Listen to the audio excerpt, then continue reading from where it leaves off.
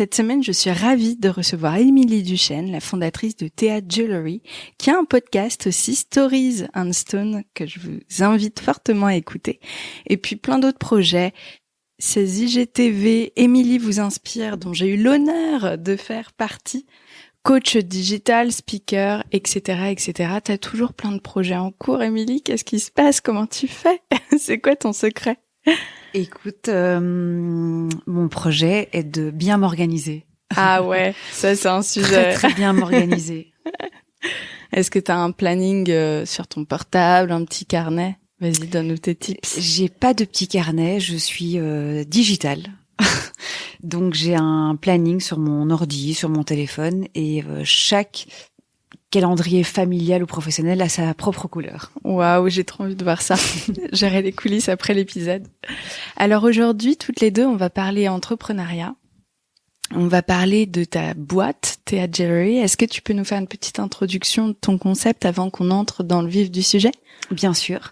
Alors, Thea est née il y a 10 ans. C'est la 11e année qu'on attaque maintenant. Mm-hmm. C'est un projet, enfin, c'est plutôt un concept. C'est le prénom de ta fille, déjà, à la base. Déjà, c'est le prénom de ma fille, tout à fait. Et elles ont 1 mois d'écart. Ah ouais, t'as tout fait. Waouh. C'était un peu chaud. Mais voilà, on y est arrivé. Écoute, c'est un concept de bijoux personnalisés, qui sont sur mesure, donc uniques et éthiques. On peut y inscrire tout ce qu'on a envie dessus, dans tous les métaux qu'on a envie. Il y a un 3D online où on peut imaginer son bijou et on le voit directement. Et ce sont des bijoux en fait complètement liés à l'émotion, en fait, qui célèbrent tous les moments de vie, en fait, à travers les mots. C'est génial. Et alors ça, c'est, tu le dis, ton deuxième bébé après le premier, donc à 1 mois d'écart. Durant des années, t'es solo à la tête de Thea? Oui, tout à fait. Pendant presque 4 ans, en fait, je suis solo. Ça grossit vite? Écoute, oui et non, parce qu'en fait, les 3 premières années, en fait, c'était un side job. Donc, c'était pas du tout pensé, si tu veux, comme un business. Tu faisais quoi, toi, à la base? En fait, je bossais full time pour l'entreprise familiale. Donc, mon père avait 2 marques de fringues, en fait, en Belgique. Parce que je suis belge. Et moi, j'étais... On va le comprendre quand tu diras « je sais » au lieu de... Exactement. Ou les 8. Tu vois. Est-ce que t'as sorti ton GSM ou t'attends un peu? Exactement. Je te rappelle, je te dis quoi? Ouais, voilà. Facile. Ouais, j'avoue. Gratuit aussi. Non, écoute, je bossais depuis 7 ans pour mon père, avec mon frère, dans cette boîte où j'étais DIRCOM marketing de la boîte. Trop bien, ok. Et en fait, vu que j'avais des études de stylisme, je recherchais en fait un projet créatif à faire toute seule. Et donc, j'ai lancé ça, mais vraiment absolument pas comme un business. C'était un peu le midi, un peu le soir. C'était un mono-concept où à la base, il y avait que des bagues personnalisées. Ok. Donc, c'était un site, un tout petit site. Et ce n'est que quand mon père a revendu en fait ses affaires que je me suis mis full time dedans. Donc en fait c'est vraiment année 3 en fait que ça a commencé, on va dire. Ok, et que tu as commencé à réfléchir à étendre la gamme et à... Tout à fait. Ouais. Écoute, oui, en fait j'ai répondu surtout aux clientes en fait qui voulaient avoir des colliers, des bracelets. Moi j'avais fait les bagues parce qu'en fait ça n'existait pas, donc il y avait un côté précurseur en fait à ce moment-là. Et puis il y a la typo aussi, qui est mon écriture personnelle. Ah ok. Ouais. Donc en fait j'ai dû développer, si tu veux, toute ma typo pour avoir vraiment un sujet en fait protégé par le droit d'auteur. En fait un truc qui était pas copiable. Et j'en suis bien contente parce qu'aujourd'hui il y en a beaucoup et au moins j'ai pas un Arial ou un Times. Donc j'ai un truc bien à moi. Donc ou ça a pris du temps. Sans Exactement. C'était terrible. Donc ça a mis du temps et puis après on a décliné dans d'autres produits à la demande des clientes. Trop bien. Mais alors attends, j'ai une question parce que comment est-ce que on développe au départ et on sort un peu du sujet parce qu'après on va discuter association dans le business, mais quand même je trouve que c'est très intéressant. Ok, ton papa est dans le milieu de l'entrepreneuriat et de la mode, mais malgré tout, tu proposes un concept réalisé en 3D avec ton écriture particulière. C'est pas comme si tu faisais du dropshipping et que c'était hyper simple. Tu vois ce que je veux dire? Comment est-ce que tu as réussi à rencontrer les bonnes personnes, à ce qu'on te fasse confiance, à imaginer quelque chose de si différent, quoi? Écoute, moi je suis plutôt quelqu'un qui me pose pas trop de questions et qui fait. Et je fais, et puis après, je vois. Alors, c'est pas toujours bon dans toutes les situations. Mais on va comprendre pourquoi ensuite. Mais je fais. Je trouve qu'il y a toujours plein de bonnes choses à prendre, en fait, dans ce qu'on fait. On rencontre des gens, on fait des projets, on apprend des choses. Donc je trouve que même, c'est un peu le sujet aussi ici, mais même dans l'échec, en fait, je trouve qu'il n'y a pas vraiment d'échec. Donc je pars de ce principe-là. Okay. Et je pense que c'est pour ça d'ailleurs que je fais aussi tant de choses et qu'on me demande toujours comment tu fais. En fait, c'est parce que je me pose pas trop de questions. Ouais. Alors je dis pas qu'il y a que du positif, mais en tout cas ça aide à oser. Ça aide à sortir de sa zone de confort. Ouais, à pas suranalyser toute situation qui se présente. Alors moi, j'ai pas eu de business plan, j'ai pas réfléchi en fait, même vraiment à la marge. Alors je dis tout l'inverse aujourd'hui aux gens que je coach. Pourquoi ? C'est parce qu'en fait, à cause ou grâce à ça, en fait, j'ai perdu beaucoup de temps. Parce que justement, tu vois, le business pour moi, en fait, en vrai, il a peut-être commencé année 5. Ok. Parce que les 3 premières années, je te l'ai dit, c'était pas ça. Puis les 2 premières, j'étais un peu en mode start-up. Et puis à un moment, je me suis dit, ok, bon, il faut en faire un business ici, il faut pouvoir en manger, quoi. Ouais. Donc en fait, il faut vraiment faire les choses sérieusement. Ouais, c'est ça. T'es maman, il y a un moment. Voilà. À ce moment-là, j'en avais même 2 déjà, je pense. Oui, parce qu'Elia est née 2 ans après. Donc voilà, il y a un moment où il faut être un peu responsable. Donc oui, écoute, j'ai eu la chance à travers ce boulot-là justement chez mon père. Vu que j'étais toute la partie en fait com et digital, mais en fait je me suis entourée un peu des mêmes personnes pour créer mon projet. Donc j'ai eu la chance, si tu veux, d'avoir l'IT, le photographe, des gens avec qui je bossais au D2D, qui m'ont montré des trucs ou qui ont fait un truc un peu maison qui était petit. Parce que ça, je pense que c'est une bonne leçon aussi, c'est de se dire, je commence tout petit et je m'en fous que tout soit parfait. Je fais. C'est clair. Je fais. J'ai pas besoin que tout soit exactement comme je veux. Tu pourras pas de toute façon, parce que même si tu essaies de border, tu lances ton truc et les gens sont là, pourquoi t'as pas fait ça? Et t'es là, merde! Les gens qui me disent ça, généralement, tu sais quoi, ils ont leur projet déjà depuis 3 ans, 4 ans, 5 ans, il est toujours pas là, ce projet. Ouais, c'est clair. Tu vois? C'est vrai. Au final, tu sais tester un peu ce que les gens aiment bien, ce que t'as envie, pas envie, puis t'as des belles surprises sur des choses que t'aurais pas faites. Donc, oui, écoute, ça s'est bien mis. Je pense que les choses sont alignées et en fait, finalement, j'avais un monoproduit. J'avais rencontré un mec à Anvers, en fait, à l'époque, qui est une ville en Belgique connue. Puis la plaque tournante de la joaillerie. Voilà, exactement. Et en fait, je lui ai fait dessiner une bague pour moi, en fait, avec le prénom de Théa. D'accord. Et c'est un peu comme ça qu'il y a eu un bouche à oreille. Ah ouais. Voilà. Et très vite, j'ai eu une espèce de micro-parution dans L'Oréal France. Et en fait, c'était un peu le point de départ, en fait, du décollage, on va dire. Ah ouais, donc comme quoi la presse a encore... Je suis pas sûre aujourd'hui, mais à voir. Et je dis ça en ayant bossé. Oui, je sais bien. Mais en tout cas, il y a 7 ans, oui, je pense que c'était encore bien le cas, quoi. Et alors, l'entreprise grossit, jusqu'à 2015. Là, on fait un grand saut en avant. Et c'est là où commence ton histoire que tu nous racontes aujourd'hui. Est-ce que tu peux nous expliquer le contexte? Oui. Alors... en fait, c'est pas tellement à ce moment-là l'entreprise qui grossit. Alors oui, elle grandit doucement mais sûrement. Tu embauches? Oui, à ce moment-là, j'ai une fille, Audrey, qui bosse avec moi. On est 2. On est deux. Assez rapidement, en fait, quand je me mets full time dans le projet, en fait, elle arrive plus ou moins 1 an après. Parce que en fait, c'est pas possible. Bien sûr. J'avais une stagiaire, mais là, j'ai dû engager quelqu'un en plus. Et en fait, je me sens... pour grandir, en fait, j'ai besoin de fonds. J'ai besoin d'argent. Parce que déjà, ça, je l'ai compris encore bien plus tard, mais en fait, j'avais pas une marge suffisante, en fait, pour être vraiment viable. Ok. Donc, j'avais une marge... En fait, si tu veux, j'avais une marge directe parce que j'ai un e-commerce et que je suis pas vendue dans les boutiques. Donc, voilà. Mais j'avais pas mesuré... Parce qu'à l'époque, justement, quand je travaillais chez mon père, c'était mon frère qui était un peu directeur un peu financier. Donc, voilà, moi, je faisais approuver des choses et je les faisais. C'est pas la même chose quand c'est ton concept. Et voilà, je me rendais pas bien compte que tout ce qui était shooting, vidéo, site et tout ça, c'était quand même pas mal d'investissement. Ouais, c'est clair. Et donc, en fait, j'étais pas tout à fait viable. C'est important aussi dans ton business. C'est très important parce qu'en fait, moi, finalement, tous les médias que j'ai autour de Théa, c'est des médias qui sont d'inspiration. Les gens ont besoin de voir en fait les bijoux et des choses écrites dessus pour pouvoir se dire je rêverais d'avoir une heure de naissance, enfin tu vois, autre chose qu'un prénom. Et donc j'avais besoin de fonds pour pouvoir continuer à supporter ça en fait et grandir et puis surtout être désirable. Parce que finalement c'est ça en fait, tu vois, avoir des shootings, pouvoir faire du gifting, faire de l'influence, faire de l'acquisition, enfin tout ce qu'on connaît en fait en digital. Et d'ailleurs la manière dont je t'ai connue, c'est comme ça, tu vois. Exactement. Ça veut tout dire. Ouais, tout à fait. Bah ça aujourd'hui de toute façon je trouve plus que jamais voilà, le réseau c'est la vie. C'est clair. Et beaucoup passe par là, tu vois. Je pense qu'on ne peut plus dire aujourd'hui que l'Instagram c'est pour les influenceuses à Dubaï, quoi. Tu vois, oui, elles sont là et tant mieux, mais c'est aussi plein d'autres choses en fait à côté qui peuvent se transformer dans la vraie vie. C'est clair. Et puis des rencontres, regarde, c'est par Instagram nous qu'on s'est rencontrés. Exactement.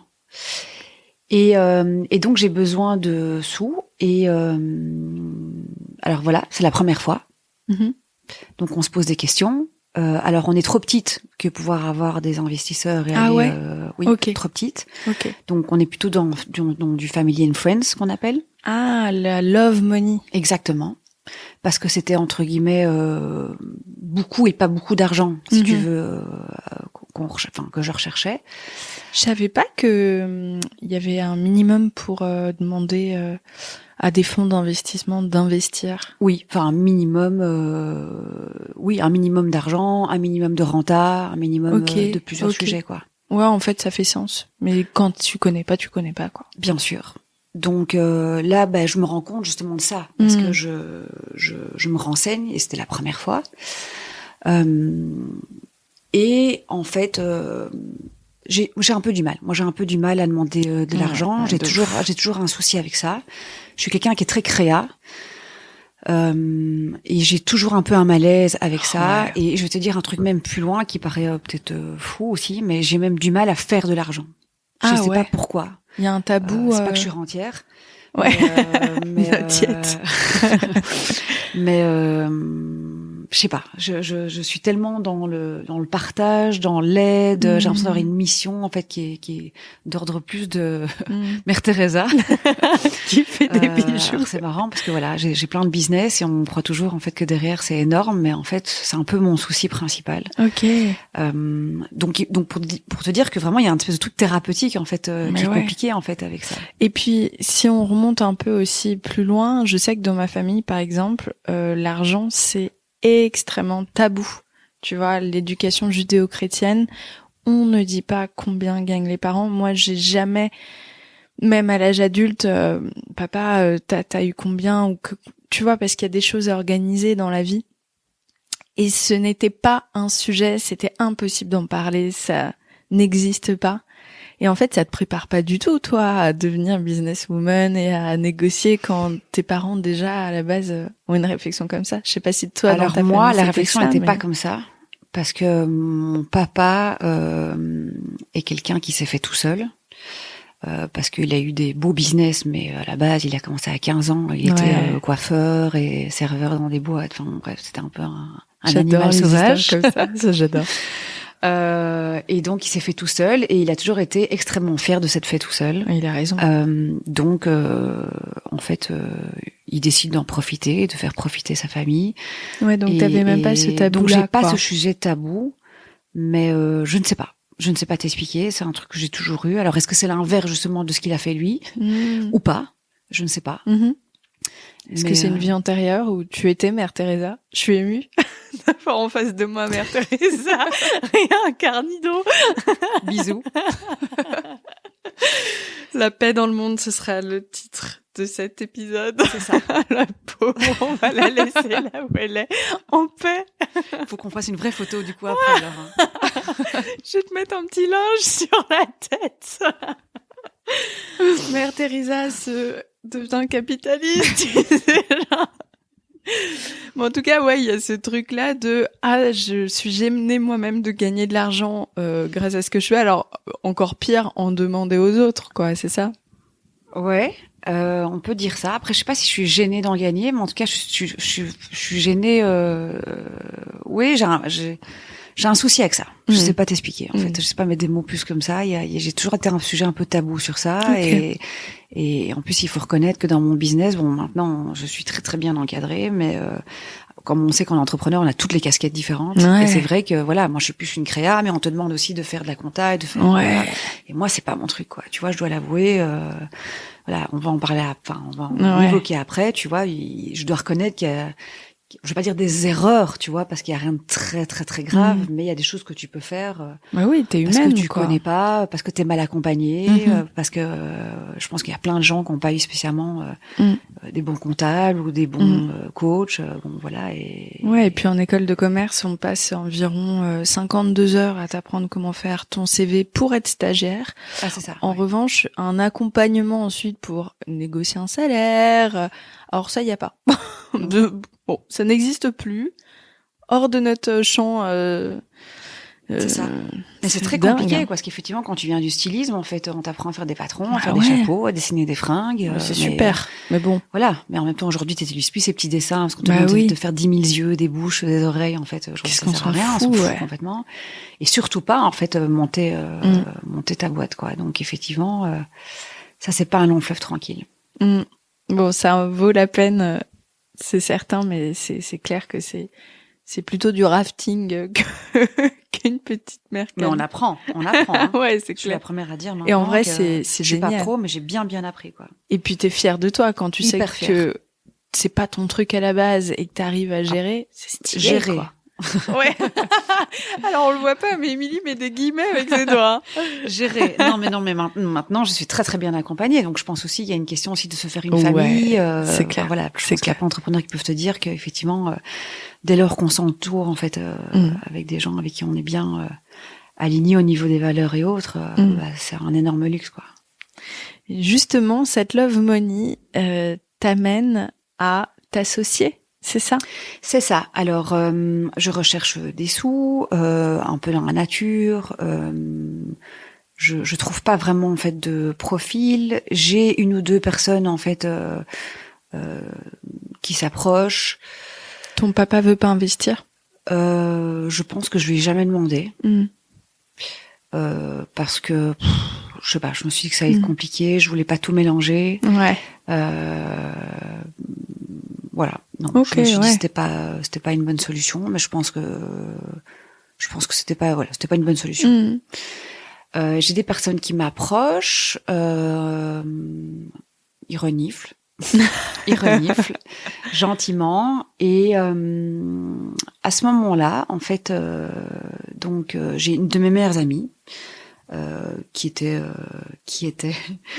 comme ma sœur, donc une personne en fait que je connaissais depuis je sais pas, depuis que j'avais peut-être 12-13 ans, quelque chose comme ça. Vous donc connaissez jeune, par cœur, c'est très très bien par cœur, donc comme une sœur, qui en fait on partage les mêmes bureaux. Parce que à l'époque elle avait un petit business qui s'est arrêté, enfin qu'elle a arrêté, et on partageait les mêmes bureaux au day-to-day. Et donc, forcément, vu que c'est ta meilleure pote et que c'est ta sœur, tu lui racontes un peu c'est génial, ce qui se passe dans ta boîte. Surtout qu'elle était extrêmement fan des bijoux Théa depuis la première heure, donc elle était hyper supportrice de ce que je faisais. Elle avait, je pense que c'était la personne qui avait le plus de bijoux sur elle de Théa. Donc je savais bien qu'elle était assez fan de la marque, et donc je lui parle sans rien demander à la base de ce truc-là, de ce projet-là.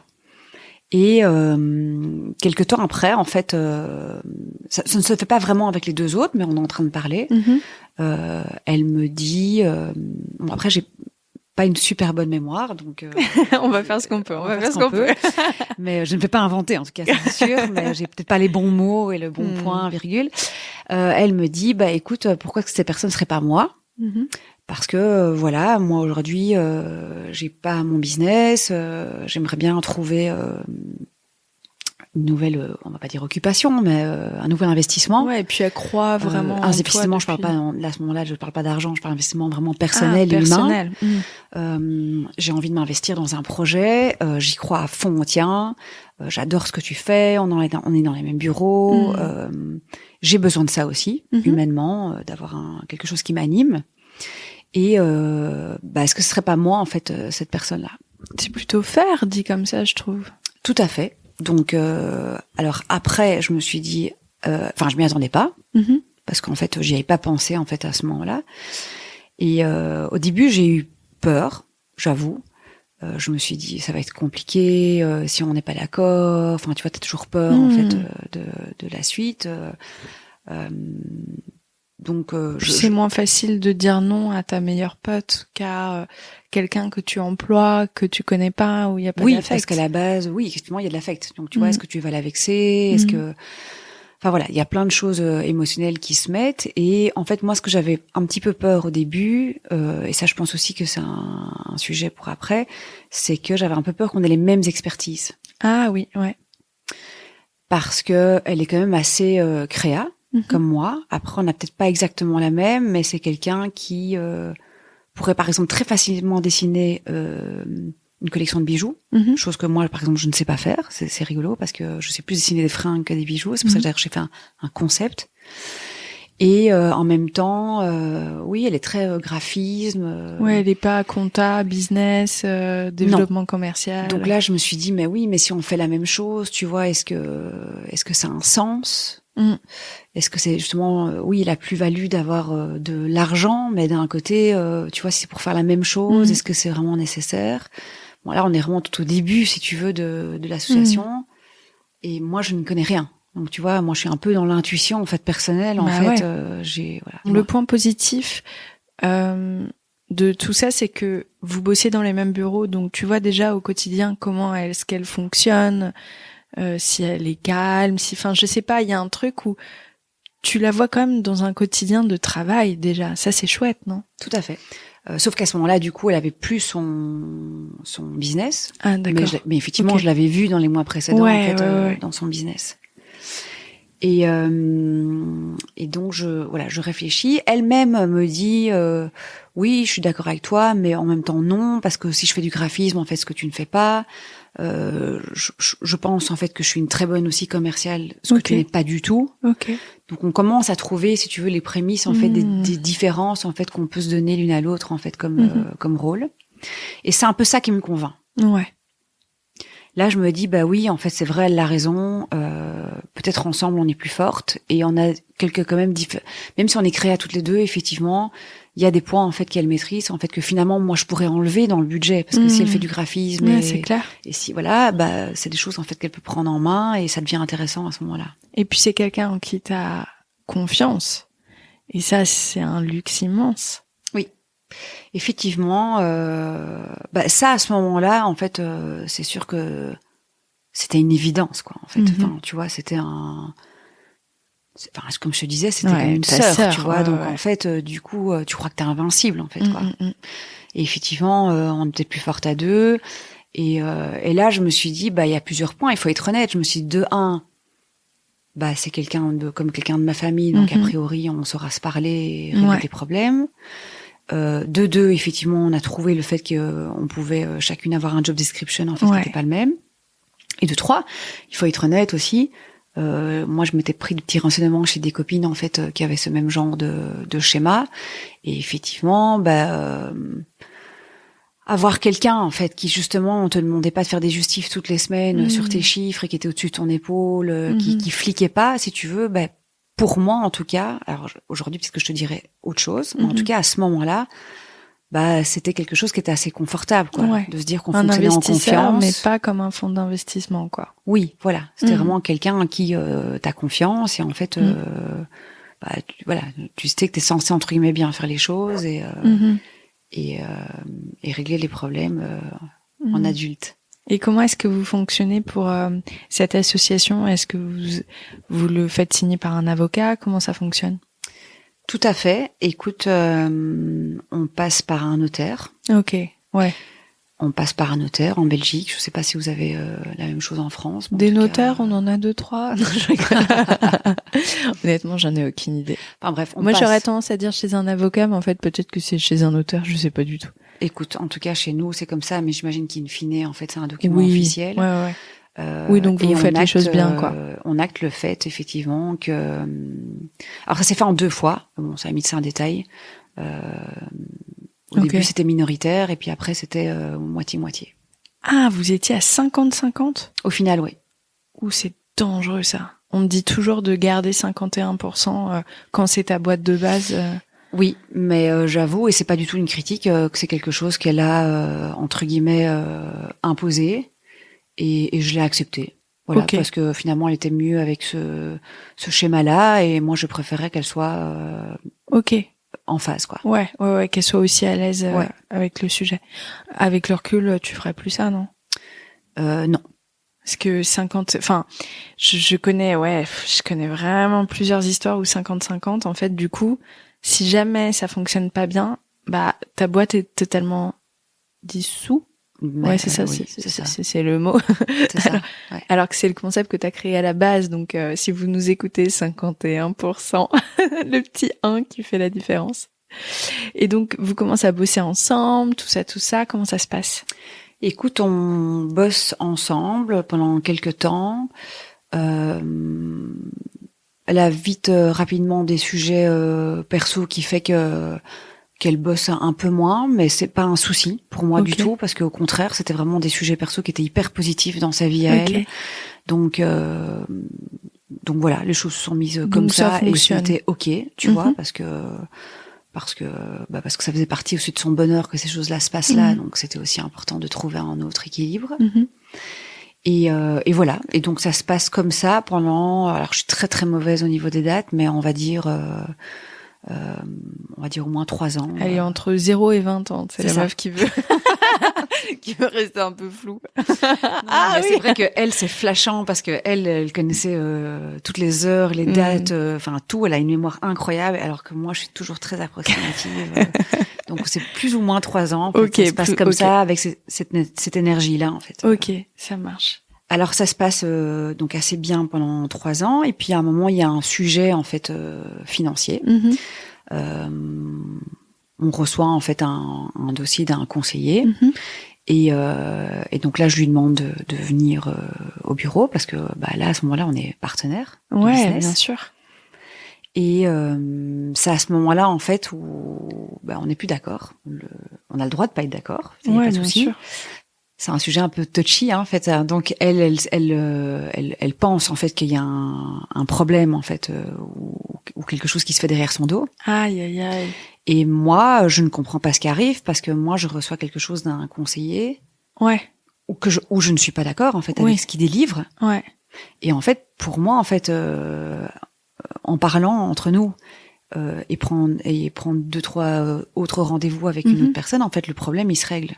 Et puis tu dois être hyper étonnée, parce qu'il y a ce truc de vous connaissiez tellement, évidemment, que tu ferais jamais rien derrière son dos, donc j'imagine que tu dois être là en mode quoi? Non.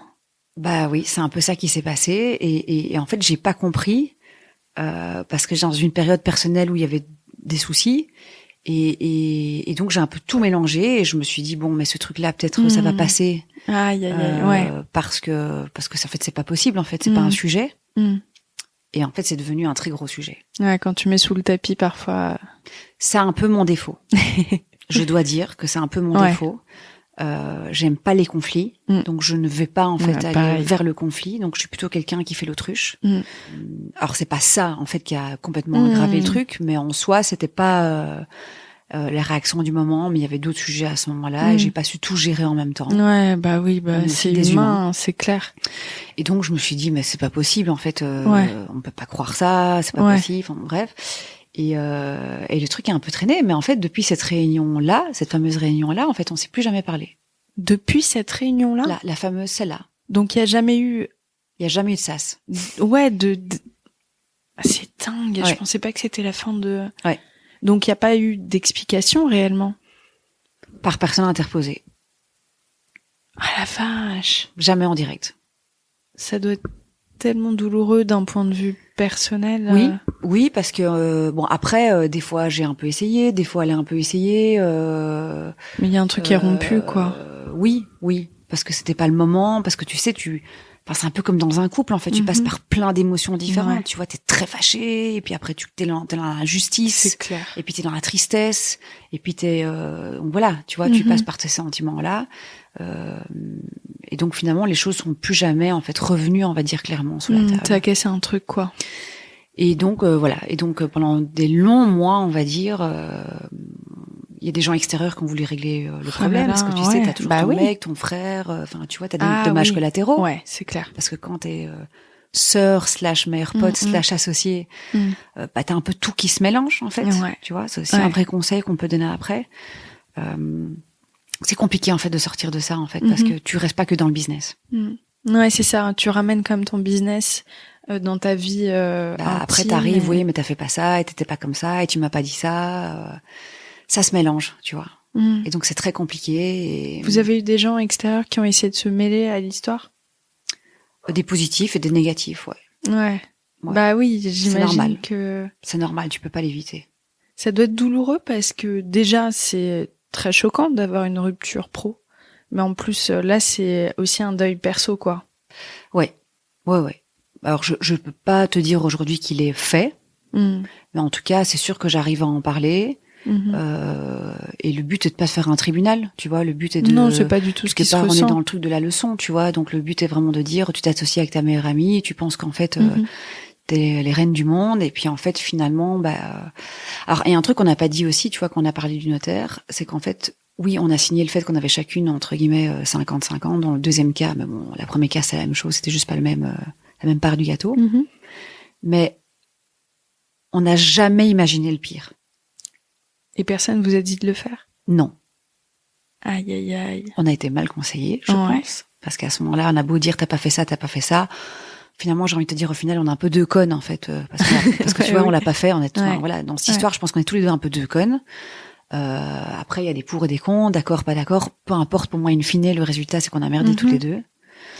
Vous avez été mal conseillés aussi, hein, quand même, parce que... Oui, mais je ne sais même pas te dire, hein, tu sais que peut-être que même on nous l'aurait dit, qu'on aurait dit on n'a pas besoin de ça. Ah ouais, ok. Je sais pas, hein, mais c'est possible. Ouais.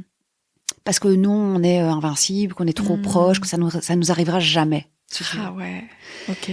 Et donc, c'est vraiment quelque chose que j'ai envie de dire aujourd'hui, sans donner des grandes leçons, tu vois, mais de dire... non, mais c'est important. C'est important. C'est important pour aujourd'hui, on est là. Et en fait, il faut... C'est plus qu'un mariage presque avec ton mari, quoi. Tu vois, c'est réfléchir, en fait, à tous les cas de figure, en fait, qui peuvent se passer. C'est penser, en fait, à chaque point qui pourrait se passer, en fait, de négatif ou de mal.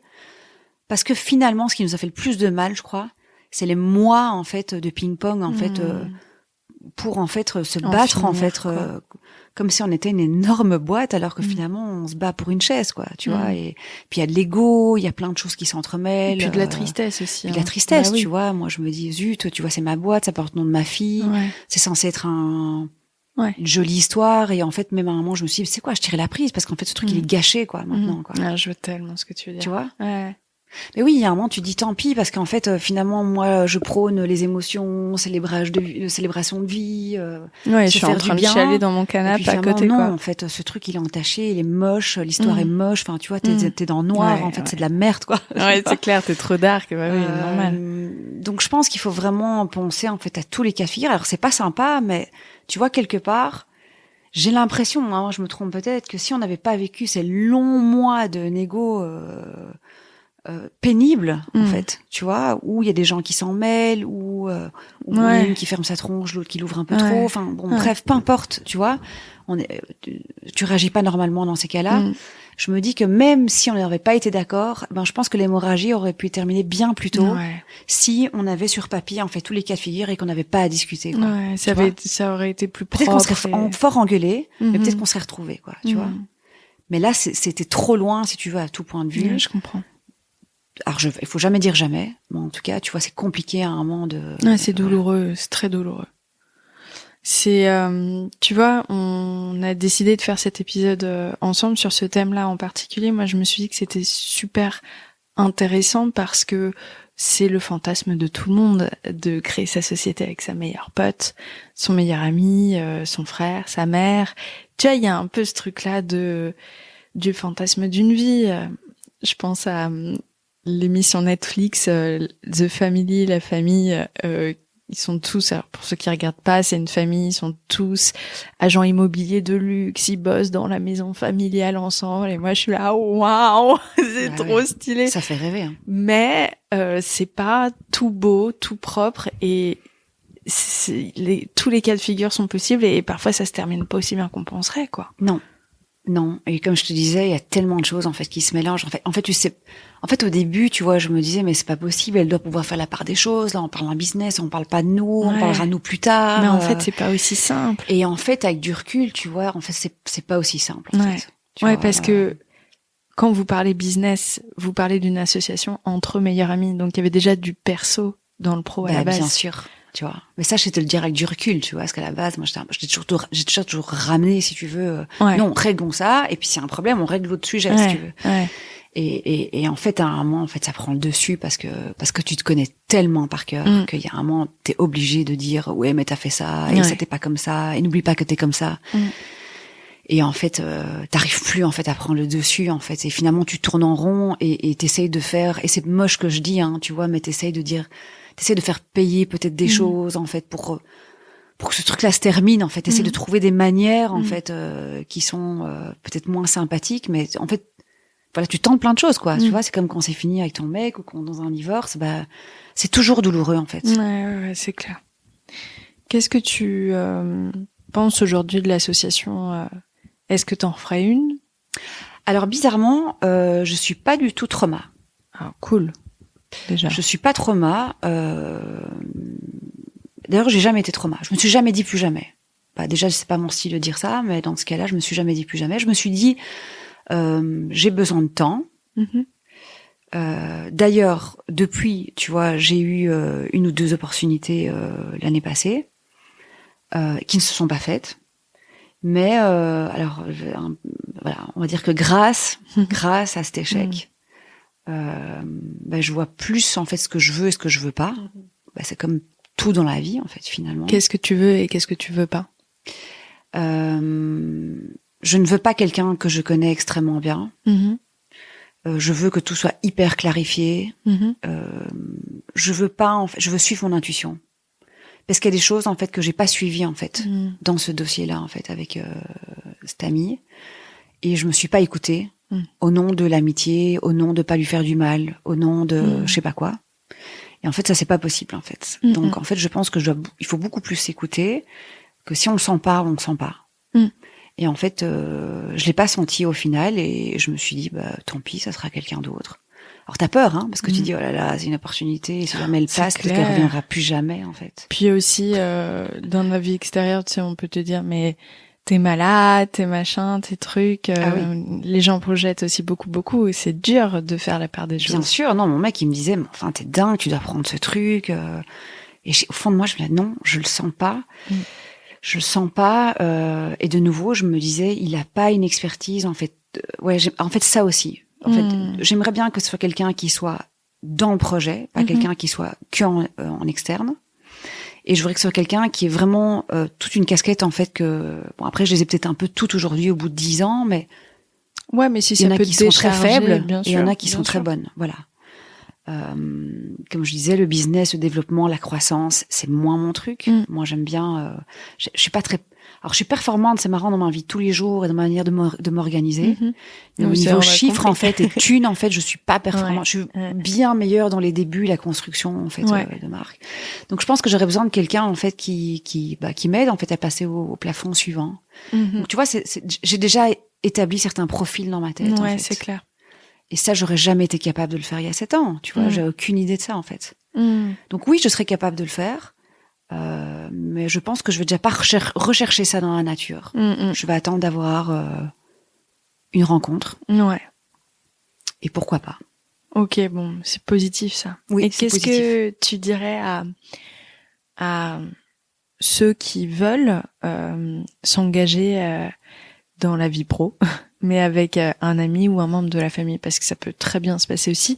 Mais comment est-ce que tu borderais les choses, toi? Oui, c'est important de dire que, bien sûr, moi j'en connais, en fait, dont ça se passe extrêmement bien. Hein. Donc, oui, après, t'es pas Nostradamus non plus. Non, bien sûr que non, non. Mais après, moi je connais pas leur papier. Peut-être que ça se passe très très bien parce que tout a été hyper bien calé aussi. Hein, tu vois, je te dis, non, on a fait un peu de n'importe quoi. Il faut être honnête. Hein.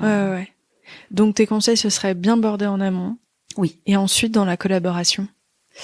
Je pense que chacun doit rester à sa place. C'est assez important en fait que ce soit sain. Et chose qui a pas toujours été faite dans mon cas aussi, c'est tout le temps échanger en fait. Ah ouais, communiquer. Tout le temps échanger. Alors je vais pas te dire que j'ai pas été transparente parce que peut-être que quand c'était ressenti comme la non-transparence, en fait, c'était juste parce que c'est des sujets que je maîtrisais pas. Mm-hmm. Mais même, je pense que quand tu maîtrises pas, en fait, il faut échanger. Et si tu sais pas échanger, te faire accompagner, en fait, te faire conseiller. On aurait pu le faire, on l'a pas fait, par exemple. Okay. Au nom de c'est pas grave, rien ne nous arrivera. Donc je pense vraiment tout le temps communiquer et pas attendre que ça passe. Parce que finalement... Bon, c'est bizarre, pas grave. normalement elle est jamais là. Je sais pas pourquoi. Je crois qu'elle approuve ce que tu dis, mais bon. Donc voilà, donc, ouais, mon conseil, ce serait vraiment de communiquer le plus possible et de s'accompagner si on ne sait pas le faire nous-mêmes. Ouais. Je pense qu'il n'y a pas de gêne à ça, bien au contraire. C'est comme un peu un psy de couple. Ouais, tu vois, je c'est pense clair. qu'il faut vraiment penser à ça. Et puis de trouver, en fait, que ce soit 20%, 30, 50, peu importe, en fait, c'est de trouver une manière, en fait, qui soit équitable, en fait, pour tous. Et ça, on en revient sur ce sujet. En fait, c'est un des points, en fait, que j'ai accepté, que j'aurais peut-être pas dû, par exemple, tu vois. Et je me suis dit que c'était pas grave, en fait. Mais en fait, si, au fond de moi-même, en fait, c'est un regret. Ouais, je comprends. Pas au niveau de l'ego, hein. C'est pas ça. C'est au niveau qu'en fait, finalement, c'était ma boîte, en fait, à la base, et que... Oui, c'est pour ça que j'ai tout de suite réagi tout à l'heure en disant, ouh. Voilà. Non. Ouais. Tu vois, ça m'est apparu. Et, comment est-ce que tu vois cette situation avec le recul? Qu'est-ce que ça t'a appris sur toi? Ça m'a appris qu'est-ce que ça m'a appris? Écoute, parce que c'est douloureux, hein, on en parle comme ça, mais j'imagine la douleur c'est une vraie épreuve, quoi. Bah, c'est-à-dire que c'est un vrai gros divorce sanglant, quoi. Tu vois, donc en fait, comme je disais, il y a quand même pas mal de dommages collatéraux, tu vois. Donc, tu vois, quand t'as ami, bah t'as du social. Nos deux familles étaient extrêmement proches. Enfin, voilà, c'est pas chouette comme situation.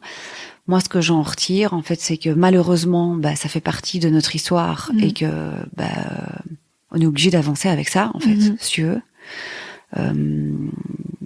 Qu'on soit content ou pas content de ce qui est arrivé, en fait. Je veux pas dire qu'il faut en faire une force, mais il faut vivre avec et avancer comme ça. Il faut surtout en retirer des choses. Et moi, ce que j'en retirais, bah oui, c'est comme je te disais, c'est de faire attention, en fait, et de pas croire qu'on est invincible. Et mettre son ego de côté. Oui, mettre son ego de côté et autant qu'on peut. Après, on est tous différents, quoi. Tu vois, mais oui, le plus possible. En tout cas, j'en retire, quoi. Il faut faire vachement attention à tout ça et que. Mais bon, voilà, comme je disais, moi, j'entends plein de cas où ça se passe trop bien, tu vois. Donc je suis pas du tout là pour dire qu'il faut pas faire ça. En fait, non, bien au contraire. Il faut mieux le border, quoi. Je suis là juste pour dire attention. Faites-le bien, quoi. C'est important parce qu'après, ça casse vraiment des choses qui peuvent être très importantes dans la vie. Enfin, moi, c'était vraiment un équilibre, en fait, aussi dans ma vie, en fait, cette relation-là. Donc ça laisse quand même des traces. Hein. Qu'est-ce que tu aimerais dire pour conclure cet épisode? Je voudrais conclure. Je remercie tout le monde. Alors, j'ai une liste sur Ulule que je vais vous lire. Gérard, Patrick. Alors, je dirais comme conclusion, on peut s'associer avec ses amis, sa famille, sa sœur, mais voilà, cadenasser le truc, faites attention, restez bien alignés avec vos valeurs et suivre ses intuitions, en fait. Ça fait un peu bateau, mais en vrai, c'est ce qui m'est arrivé, en fait. Je l'ai pas fait et en fait, ça n'a pas déroulé comme prévu. Donc, je pense qu'il faut vraiment suivre son intuition et... Puis tu sais, on parle de l'intuition et du fait que ce soit bateau, mais avant de réussir à l'écouter, on est obligé de passer par tellement de moments où on se pète la gueule parce qu'on l'a pas fait. C'est vrai. Parce que c'est pas évident comme ça d'écouter son intuition, c'est pas si facile que ça. Non. Je pense qu'il faut passer par plein de moments comme les tiens. Exactement. Pour réussir à reconnaître les peurs, les doutes, des alertes de ton instinct, quoi. Et c'est pour ça que je te disais récemment, quand on m'a réapproché récemment, j'ai une énorme lumière qui s'est allumée en une fois. Ouais. Attention. Ouais. Attention. Tu vois, alors que la première fois, en fait, c'était pas du vécu. Bien Donc, sûr. je me suis dit, bah non, en fait, je m'en fous. Ouais. Tu vois. Donc, je pense qu'il faut vachement s'écouter, c'est important. Et puis voilà. Et puis, oui, évidemment que c'est un super gros échec, tu vois, dans ma vie, un des plus gros, mais on se relève tous, quoi. Tu vois, c'est pas chouette, mais voilà, la vie continue, quoi. Ouais, c'est et clair. puis après, on sait pas. Tu vois, on sait pas si les chemins vont peut-être se retrouver. Enfin, tu vois, c'est toujours facile de dire jamais de la vie, tu vois, quand t'es hyper fâché, mais en vrai, on sait pas. Peut-être, mais peut-être pas, quoi. Aujourd'hui, en tout cas, t'appréhendes les choses de manière différente et je pense que ça t'a clairement fait grandir dans ta vie d'entrepreneuse, quoi. Clairement, ouais. Merci beaucoup, Émilie. Merci à toi. Je te souhaite plein de belles choses, plein de projets.